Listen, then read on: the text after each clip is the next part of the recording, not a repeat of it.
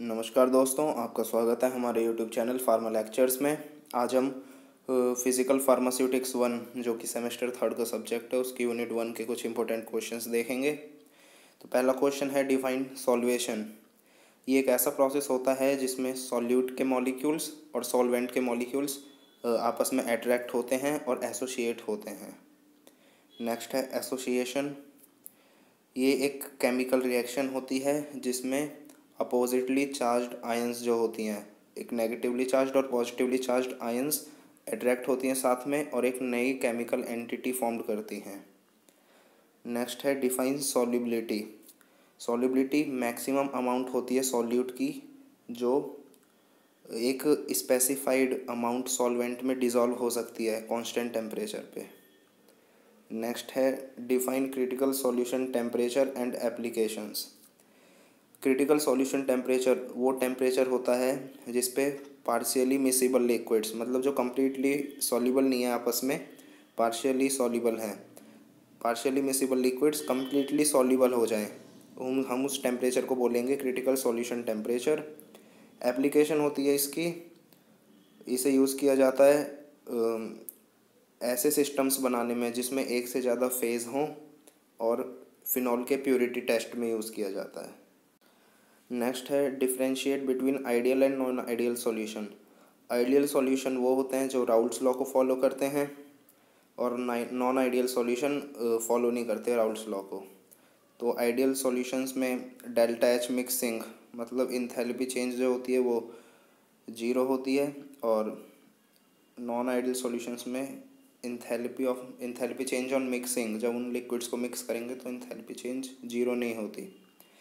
Delta we mixing यहाँ पे expansion volume का और वॉल्यूम का कॉन्ट्रैक्शन वो 0 होता है और यहाँ पे 0 नहीं होता है। यहाँ पे जो इंटरेक्शंस होते हैं आइडियल सॉल्यूशंस में सारे सेम होते हैं इंटरेक्शंस, और नॉन आइडियल सॉल्यूशन में इंटरेक्शंस भी इक्वल नहीं होते। नेक्स्ट है discuss Henry's law. Henry's law जो होता है वो सॉल्युबिलिटी बताता है, वो सॉल्युबिलिटी के बारे में बताता है गैस की लिक्विड के अंदर।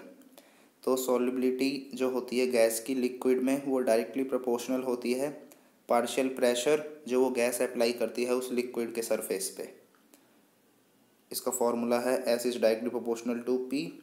प्रोपोर्शनैलिटी का साइन हटके के कांस्टेंट आ जाता है हेनरीज कांस्टेंट। नेक्स्ट है define distribution law and its limitations.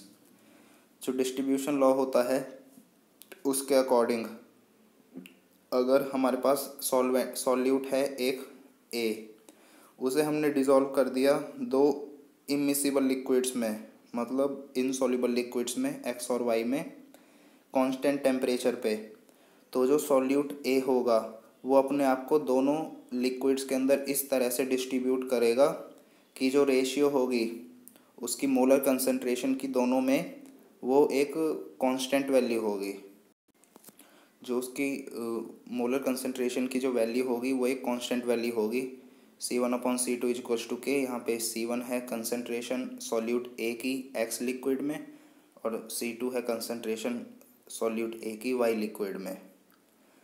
Limitations क्या होती हैं डिस्ट्रीब्यूशन लॉ की कि जो टेम्परेचर है वो हमेशा कांस्टेंट रखना चाहिए, उसमें कोई वेरिएशन नहीं हो, और जो सॉल्यूट के पार्टिकल्स हैं उनका यूनिफॉर्म साइज़ के होने चाहिए, यूनिफॉर्म मॉलिक्यूलर साइज़ होना चाहिए, कोई बड़े और कोई छोटे नहीं होने चाहिए। जो सॉल्यूट के मॉलिक्यूल्स हैं उसमें डिसोसिएशन और एसोसिएशन ना हो।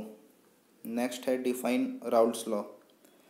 जो राउल्ट्स लॉ होता है वो सॉल्युबिलिटी के बारे में बताता है गैस की।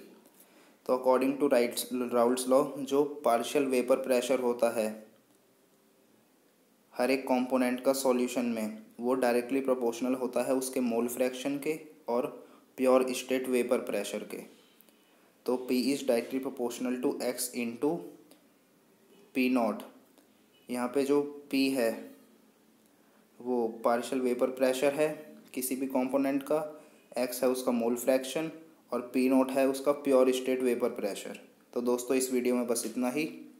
धन्यवाद।